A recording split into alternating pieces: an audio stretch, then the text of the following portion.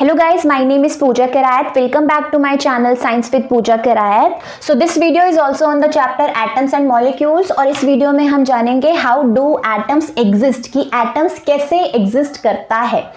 तो atoms कैसे exist करता है इससे पहले ये जान लो at present we have 118 elements। तो इन 118 elements में से कुछ elements हमारे ऐसे हैं जिनके atoms होते हैं unreactive और ज़्यादातर एलिमेंट्स हमारे पास ऐसे हैं जिनके एटम्स है रिएक्टिव। मतलब ऐसे एलिमेंट्स भी है जिनके एटम्स अनरिएक्टिव है और ऐसे एलिमेंट्स भी है जिनके एटम क्या है रिएक्टिव। तो ऐसे एलिमेंट्स जिनके एटम्स अनरिएक्टिव है ये कैसे एग्जिस्ट करते हैं? ये एग्जिस्ट करते हैं फ्री स्टेट में। फ्री स्टेट कहने का मतलब है ये आपको सिंगल ही मिलेंगे। ये एलिमेंट सिंगल एटम की फॉर्म में ही एग्जिस्ट करते हैं। इनको किसी से दोस्ती करना पसंद नहीं है, इनको अकेले रहना ही पसंद है। और ऐसे एलिमेंट्स में हमारा आ जाता है नोबल गैसेस, जैसे आपका हीलियम हो गया, नियॉन हो गया, आर्गन हो गया, क्रिप्टन हो गया, है ना। These are the noble gases. और ये एलिमेंट्स ऐसे हैं जिनके एटम्स क्या है अनरिएक्टिव, ये अकेले ही मिलेंगे। अब हम ऐसे एलिमेंट्स की बात करते हैं जिनके एटम्स क्या होते हैं रिएक्टिव होते हैं। तो रिएक्टिव होने की वजह से ये एटम कभी भी सिंगल एटम की फॉर्म में आपको नहीं मिलेगा, ये हमेशा आपको कंबाइंड स्टेट में मिलेंगे। ये मतलब कोई ना कोई दोस्त हमेशा इनके साथ होगा, ये आपको कभी भी अकेला नहीं मिलेगा। ठीक है, तो इतने से हमें क्या समझ में आया? इतने से हमें समझ में ये आया कि जितने भी एलिमेंट्स हमारे पास है सब के एटम्स ऐसे नहीं है कि रिएक्टिव है और ऐसे ही नहीं है कि सारे ही एटम्स हमारे पास रिएक्टिव है। जिनके एटम्स अनरिएक्टिव है वो तो सिंगल एटम की फॉर्म में एग्जिस्ट करेगा जिसमें हमारे सारे नोबल गैसेस आ जाते हैं। और ऐसे एलिमेंट्स जिनके एटम्स रिएक्टिव होते हैं जो कंबाइंड स्टेट में मिलेगा, मतलब कोई ना कोई दूसरा एटम या उसी के जैसा कोई और एटम उसके साथ मिलेगा ही मिलेगा। ठीक है, तो हम स्टार्ट करते हैं। हमारा ये जो वीडियो स्टार्ट होगा, यहाँ के जो हमारे मेन टॉपिक्स है वो इसी पे बनता है, ऐसे एलिमेंट्स जिनके एटम्स क्या है रिएक्टिव। अब अगर पूछा जाए कि एटम एग्जिस्ट कैसे करता है, यहाँ पे अब हम उन एलिमेंट्स की बात कर रहे हैं जिनके एटम्स क्या है रिएक्टिव। तो ऐसे एलिमेंट्स जिनके एटम्स रिएक्टिव है या तो वो आपको मिलेंगे मॉलिक्यूल्स की फॉर्म में या फिर वो आपको मिलेंगे आयंस की फॉर्म में। तो इस वीडियो में हम आयंस पे बात नहीं करेंगे, उसके लिए मैं 5 सेकंड बनाऊंगी। आज की वीडियो में हम सिर्फ मॉलिक्यूल्स पे ही बात करेंगे। ठीक है, मॉलिक्यूल्स जानने से पहले आप इस पिक्चर को देखो। ये जो पिक्चर है ये आयोडीन के क्रिस्टल की है, आयोडीन के क्रिस्टल की है। मतलब ये जो वायलेट कलर का सॉलिड आपको दिख रहा है ये आयोडीन का क्रिस्टल है। ये क्रिस्टल बना हुआ है मिलियंस ऑफ आयोडीन मॉलिक्यूल से। मतलब मिलियंस ऑफ आयोडीन मॉलिक्यूल्स जब कंबाइन हुए तो ये क्रिस्टल बना। ठीक है, इसे हम देख पा रहे हैं। लेकिन अगर मैं बात करूं, अगर इंडिविजुअल आयोडीन के मॉलिक्यूल की बात करूं, क्या उसे हम देख सकते हैं? नहीं देख सकते। क्यों नहीं देख सकते हैं? Because these molecules are very very small in size. तो जब ये कंबाइन होके एक दूसरे से जुड़ करके बहुत बड़ा मॉलिक्यूल बना लेते हैं तो वो हमें ऐसा दिख रहा है। लेकिन अगर मैं बात करूं इंडिविजुअल मॉलिक्यूल की, उसे हम नहीं देख सकते। तो ये जो आयोडीन का क्रिस्टल है इसमें क्या है millions of iodine molecules, millions of iodine molecules, तब जाके हमें ये क्रिस्टल दिख रहा है। अगर मैं इंडिविजुअल मॉलिक्यूल को देखना चाहूँ आयोडीन के तो वो नहीं दिख सकता है नेकेड आइज से। अच्छा, ये जो एलिमेंट्स जिनके एटम्स रिएक्टिव है ये मॉलिक्यूल्स या आयंस बन क्यों रहे हैं? स्टेबल होने के लिए। जब भी कोई एटम मॉलिक्यूल या फिर आयन बन जाता है वो स्टेबल हो जाता है। ठीक है, इसलिए ये जो एटम्स है ये जो एग्जिस्ट कर रहे हैं या तो ये मॉलिक्यूल की फॉर्म में एग्जिस्ट कर रहे हैं या फिर ये आयंस की फॉर्म में एग्जिस्ट कर रहे हैं। मॉलिक्यूल से क्या समझ में आता है? मॉलिक्यूल्स का क्या मतलब है? देखो, मॉलिक्यूल्स को एग्जैक्टली कैसे डिफाइन करना है उससे पहले आप जान लो मॉलिक्यूल है क्या। ठीक है, तो जब दो या दो से ज़्यादा एटम्स केमिकली कंबाइन करते हैं दे फॉर्म अ मॉलिक्यूल। मतलब ग्रुप ऑफ 2 और more atoms make a molecule. कब बनता है molecule? When they chemically combine. अब जरूरी तो नहीं है कि सेम एटम ही कंबाइन करेगा, सेम एटम भी कंबाइन कर सकते हैं एंड डिफरेंट एटम भी कंबाइन कर सकता है। तो जब बात आती है कि सेम एटम कंबाइन करेगा या डिफरेंट एटम कंबाइन करेगा तो यही मॉलिक्यूल्स हमारा 2 टाइप्स का हो जाता है। First molecules of an element, दूसरा मॉलिक्यूल्स ऑफ कंपाउंड्स। सो ऐसा कह सकते हैं there are 2 types of molecules. molecules of elements and second is molecules of compounds। तो पहले हम पढ़ेंगे molecules of elements, उसके बाद हम पढ़ेंगे molecules of compound और साथ ही साथ इनके एग्जाम्पल्स भी देखेंगे कि इन्हें molecules of elements कहा जाता है, कौन से molecules of compounds हैं, ठीक है। लेकिन उससे पहले आप ये जान लो कि आपको molecule को डिफाइन कैसे करना है। देखो सिंपल लैंग्वेज में तो आप ये कह सकते हो when two or more atoms chemically combine they form a molecule, लेकिन एग्जैक्टली मॉलिक्यूल को आप लिखोगे कैसे? A molecule is an electrically neutral group of two or more atoms chemically bonded together. ये है मॉलिक्यूल की डेफिनेशन, ठीक है। और मॉलिक्यूल्स है कितने टाइप के? मॉलिक्यूल का टाइप्स क्या है? टाइप्स ऑफ मॉलिक्यूल्स में आपका आ जाएगा मॉलिक्यूल्स ऑफ एन एलिमेंट और मॉलिक्यूल्स ऑफ कंपाउंड्स। देखो इससे पहली वीडियो में भी मैं आपको बता चुकी हूँ, जब हम एलिमेंट्स की बात करते हैं तो वहाँ पे आता है same type of atom, same atom की बात हम वहाँ पे करते हैं। तो मॉलिक्यूल्स ऑफ एलिमेंट्स में आप कैसे एग्जाम्पल ले सकते हो? हाइड्रोजन गैस को ऐसे रिप्रेजेंट किया जाता है। तो H2 का मतलब क्या है? H2 का मतलब है molecule of hydrogen. Oxygen gas को O2 से रिप्रेजेंट किया जाता है, तो इसका क्या मतलब है? Molecule of oxygen. N2 nitrogen gas exist करता है N2 की फॉर्म में, इसे बोला जाता है मॉलिक्यूल ऑफ नाइट्रोजन। और लास्ट हमारा है क्लोरीन गैस। क्लोरीन को कैसे लिखा जाता है? क्लोरीन गैस को Cl2, Cl2 है हमारा मॉलिक्यूल ऑफ क्लोरीन। तो ये जो एग्जाम्पल है इसमें अगर आप देखो, जब मैं मॉलिक्यूल ऑफ हाइड्रोजन की बात कर रही हूँ, क्या हाइड्रोजन के अलावा कोई दूसरा एटम है? नहीं है। जब मैं मॉलिक्यूल ऑफ ऑक्सीजन की बात कर रही हूँ, क्या ऑक्सीजन के अलावा कोई दूसरा एटम है? ऐसे ही नाइट्रोजन गैस में नाइट्रोजन के ही एटम है, क्लोरीन गैस में क्लोरीन के ही एटम है। तो जब सेम एटम कंबाइन करके ग्रुप बनाते हैं और जो मॉलिक्यूल बनता है उसे कहा जाता है मॉलिक्यूल्स ऑफ एलिमेंट्स। और यहाँ पे मॉलिक्यूल ऑफ एलिमेंट्स में ये एलिमेंट्स के नाम है।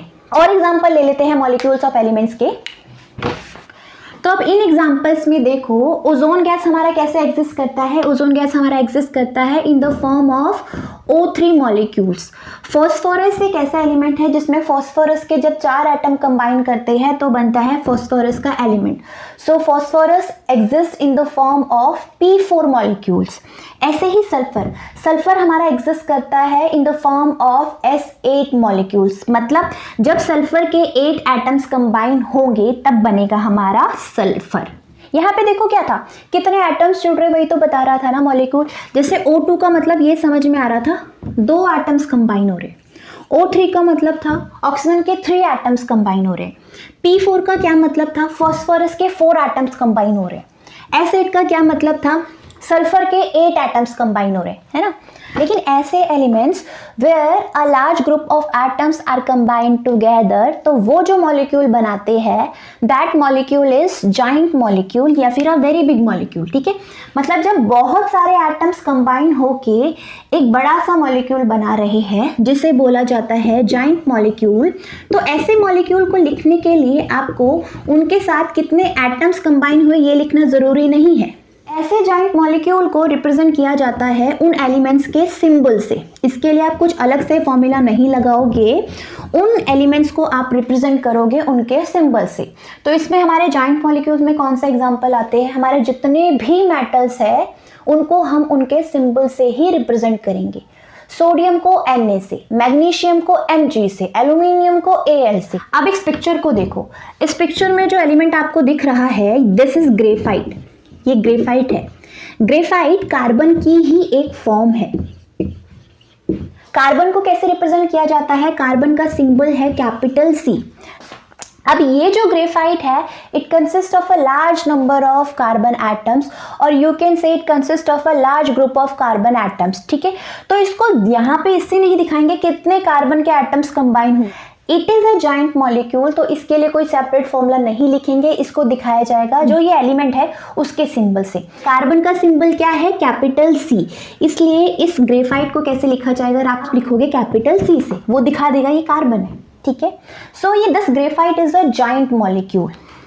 अब मॉलिक्यूल्स ऑफ एलिमेंट्स में ही हमारा एक टर्म आता है एटॉमिसिटी।